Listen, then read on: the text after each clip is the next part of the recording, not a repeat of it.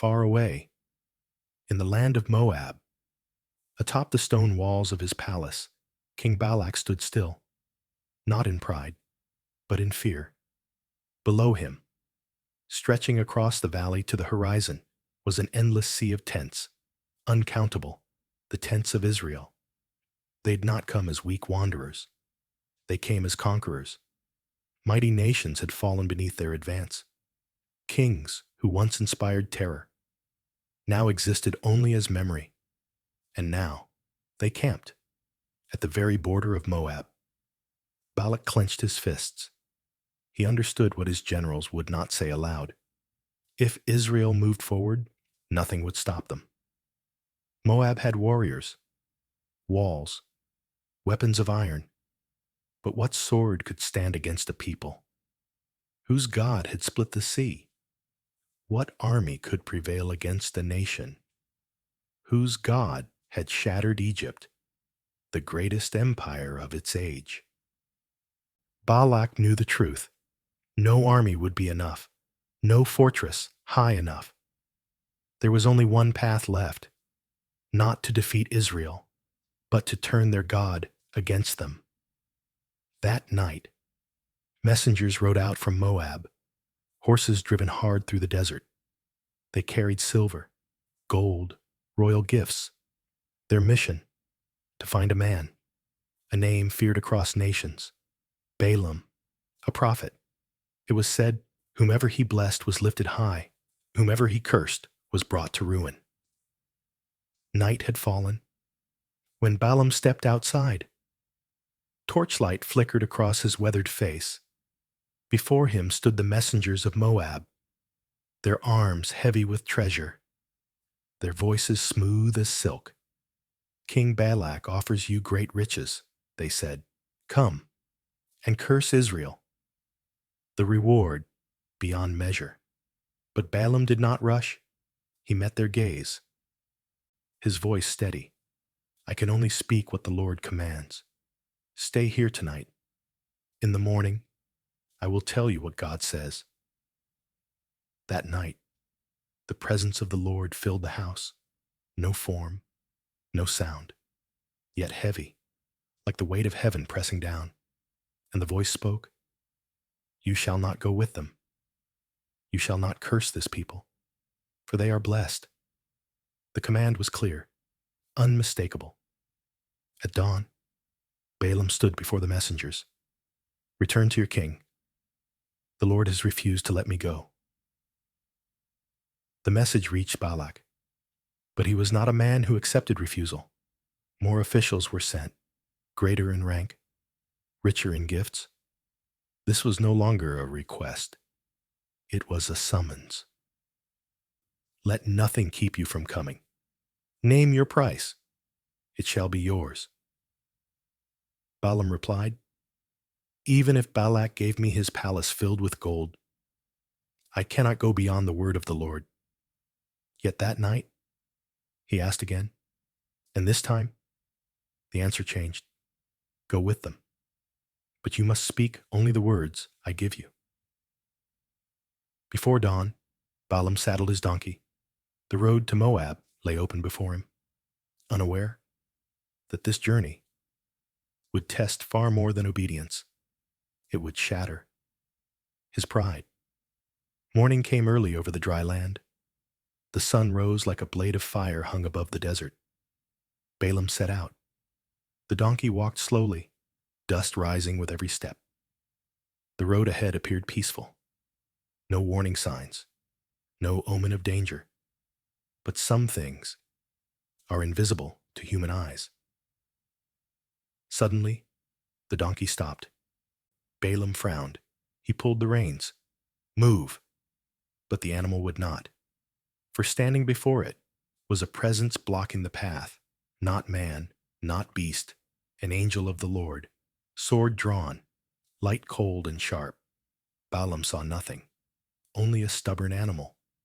He struck the donkey, once, twice. The donkey turned aside, pressing against a stone wall.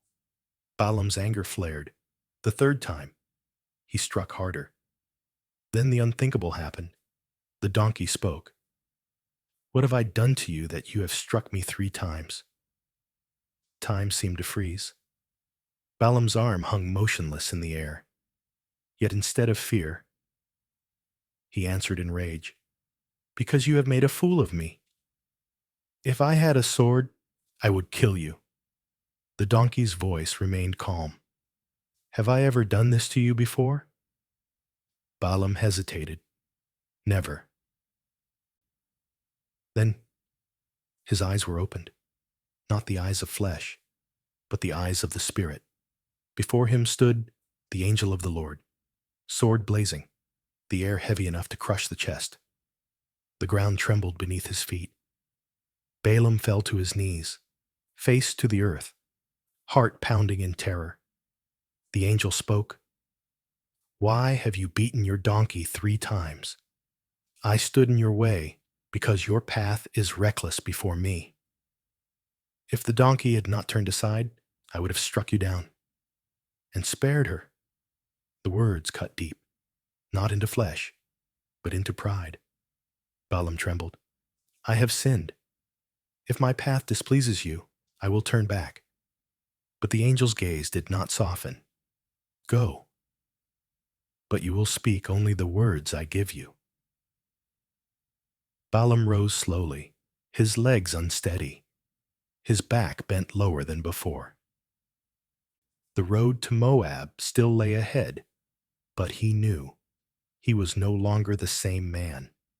The gates of Moab rose into view beneath the afternoon sun. Great banners flew from stone walls, symbols of power, symbols of a kingdom trembling beneath fear. Balaam entered. No trumpets, no celebration. Only a man who had walked through terror no one else had seen. Then, a royal procession appeared, golden chariots, armed escorts, and at its center, King Balak. He stepped forward, eyes sharp as blades.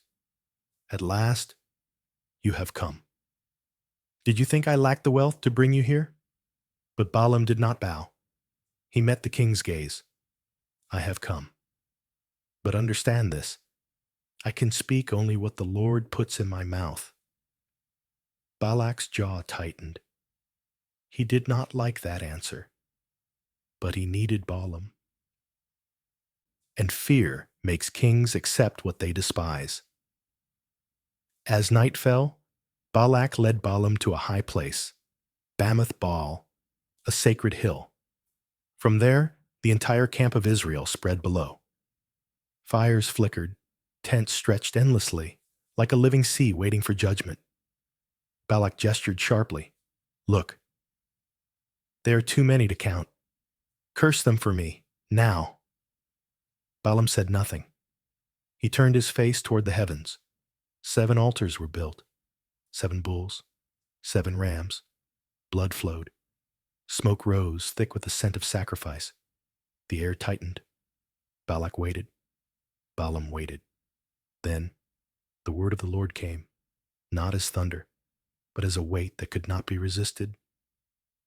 Balaam opened his mouth, and instead of a curse, a blessing poured forth. "From the heights I see them, a people set apart. Who can count the dust of Jacob? Who can number even a fraction of Israel?" The air froze. Balak spun around, face flushed with rage. "What are you doing?" "I brought you to curse them, not bless them." Balaam's voice did not tremble. "Must I not speak what the Lord commands?" Balak clenched his teeth. "This is not over. Come with me. Another place. Another chance." He believed location could bend destiny. They ascended another height, Pisgah. Ancient altars stood silent beneath a star-filled sky. 7 more altars, 7 more sacrifices. Balak whispered, "Perhaps here he will allow you to curse." Balaam closed his eyes, waited, then spoke. Again, not a curse. "God is not a man that he should lie. He has blessed, and I cannot reverse it. Balak's fury ignited, hands balled into fists, breath sharp. Enough. If you will not curse them, then at least do not bless them. But Balaam knew, no place alters a command. No king can force God into silence. Balak led him one final time, to Peor, overlooking the wilderness, his last hope. This time, surely this time, Balaam did not seek omens, did not ask. He fixed his gaze upon Israel, and the Spirit of God came upon him, like fire, like wind, like the weight of eternity. How lovely are your tents, O Jacob, your dwellings, O Israel, like valleys stretched out, like gardens beside a river. The Lord is with them. Balak staggered back. Words failed him. Rage swelled, but had no power. He roared, I called you to curse my enemies. 3 times you have blessed them. Leave.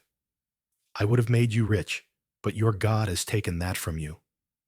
Balaam did not flinch. I told you from the beginning, I cannot go beyond the word of the Lord. Then he turned toward the horizon. His breathing slowed. One final word remained, not for Balak, not for Moab, but for the future.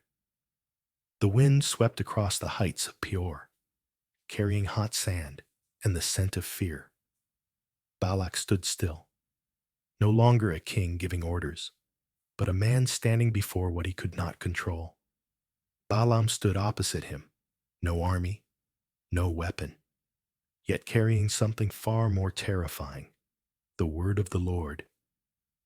Balak had tried everything, changing locations, changing altars, changing sacrifices, but the will of God did not change. 3 times, 3 blessings. Each time, Balak's hope was crushed further. He shouted, Enough! Say no more. You have made me a fool before the kings of the region. But Balaam did not turn away. He drew a slow breath, as though standing at the edge of time itself. Then he spoke. Before I leave, I must tell you what will happen in the days to come. Balak stiffened. He had not asked for this, yet he could not stop it. Balaam lifted his gaze, no longer toward Moab, no longer toward Israel, but beyond them both, far beyond. I see him, but not now. I behold him, but not here. The air grew heavy. Even the wind seemed to hold its breath.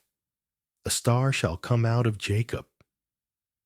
A scepter shall rise out of Israel. The words fell like stones, not meant for Balak, not for Moab, but for generations yet unborn. Balaam continued, his voice no longer his own, but a current carrying history forward. He shall crush the forehead of Moab and break down all who oppose him. Kings would fall. Nations that trusted in their own strength would fade like morning mist. Balak staggered. Each word struck like a hammer against his throne. Then Balaam turned. His voice softened. No longer proclamation, but echo. Moab, you sought to hire a curse, but instead, you overheard a promise. There was nothing left to say. Balaam departed. No gold, no silver, no honor from kings, yet bearing a heavier weight than any reward, truth.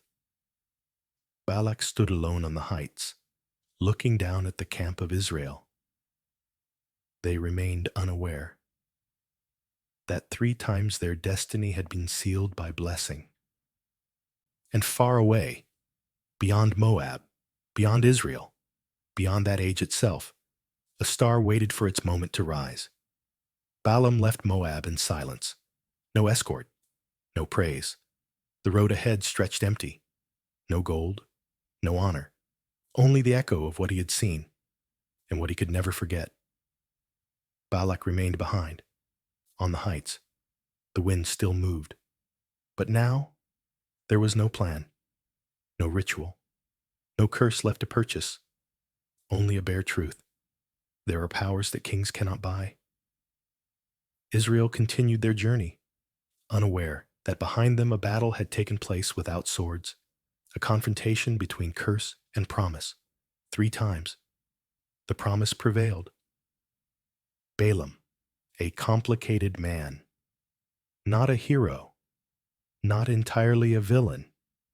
He heard the voice of God, yet he also heard the pull of power. He did not curse Israel, but he learned there were other ways.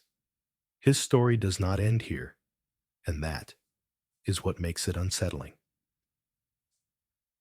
History would remember not every downfall comes from a curse.